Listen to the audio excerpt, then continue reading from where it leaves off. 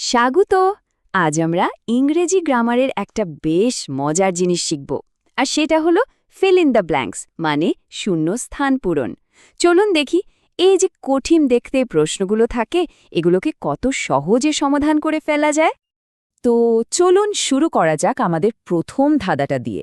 বাক্যটা হচ্ছে the train arrived dash hour late.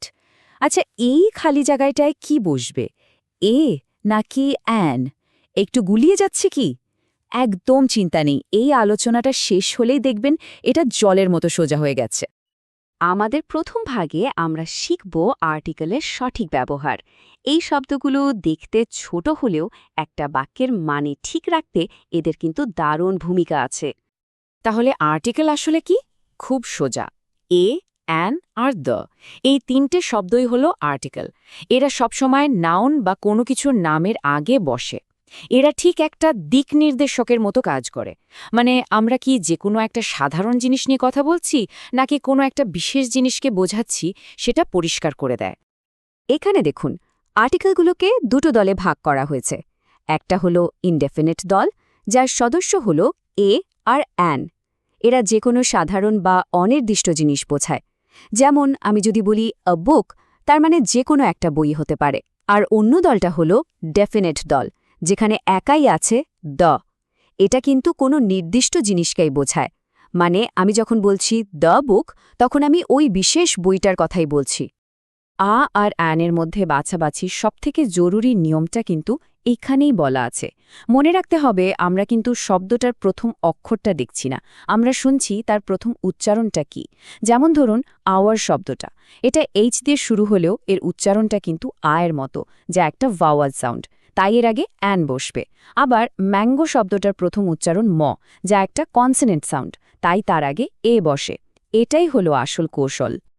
চলুন, এতক্ষণ যা শিখলাম সেটা এবার একটু কাজে লাগানো যাক। এই বাক্যটার দুটো খালি জায়গায় কোন আর্টিকেল বসবে একটু ভেবে দেখুন তো। Sara had dash toast and dash egg in the morning.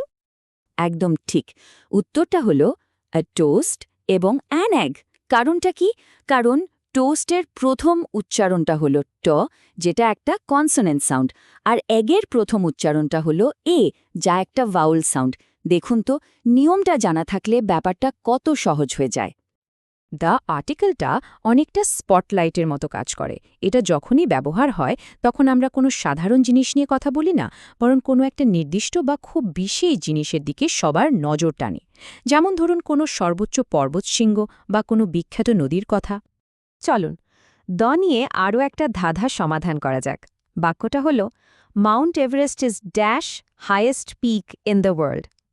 একটু আগেই যে আমরা স্পটলাইটের কথা বললাম, সেই আইডিয়াটা কি এখানে কাজে লাগানো যেতে পারে? একদম ঠিক ধরেছেন, উত্তরটা হবে দ্য।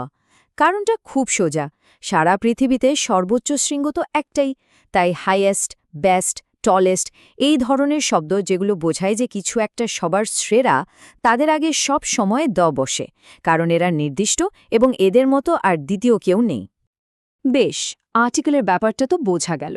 এবার আমাদের গ্রামার টুলবক্স থেকে দ্বিতীয় উপকরণটা বের করার সময় হয়েছে।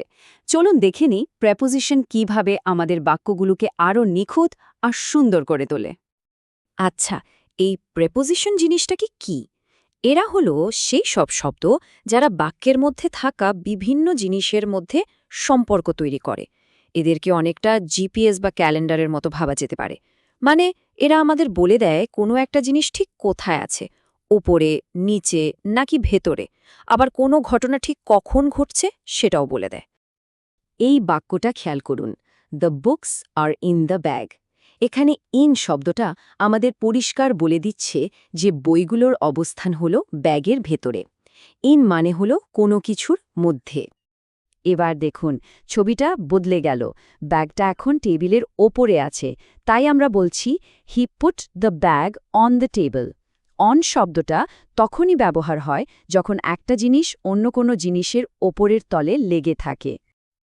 আর এই শেষ উদাহরণে বেড়ালটা টেবিলের নিচে ঘুমোচ্ছে, তাই বাক্যটা হলো the cat slept under the table.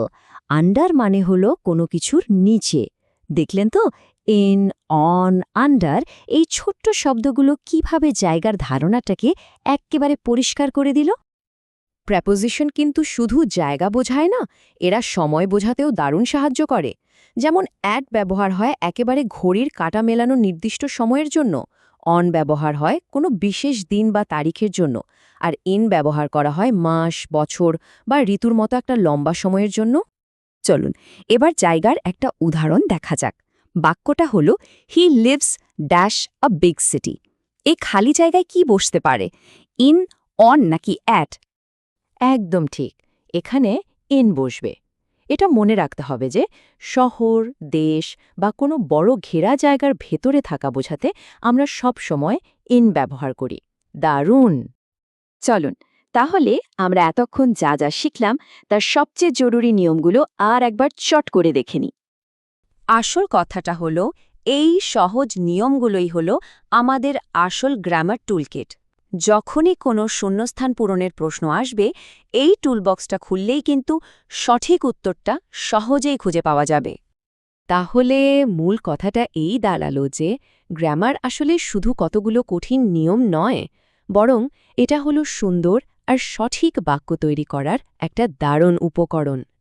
এই নতুন শেখা দক্ষতাগুলো দিয়ে এবার কোন বাক্যগুলো সমাধান করতে সবচেয়ে বেশি ইচ্ছে করছে?